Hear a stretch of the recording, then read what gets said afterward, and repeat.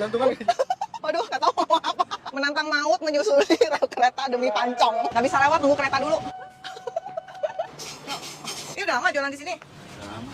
Udah lama? Dari Oh, udah puluhan tahun. Oh, itu bapaknya. Ini bukanya jam berapa sampai jam berapa? 25 jam.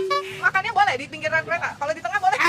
Kue pancongnya tuh kekinian, ada yang pandan, ada yang red velvet, ada yang coklat. Aku pesennya setengah matang, jadi atasnya tuh masih kayak basah-basah gitu. Toppingnya juga macam-macam, ada yang coklat keju, ada yang pakai susu bubuk nih, ada yang pakai es krim juga. Pandan coklat keju. Ini lumer banget nih tuh.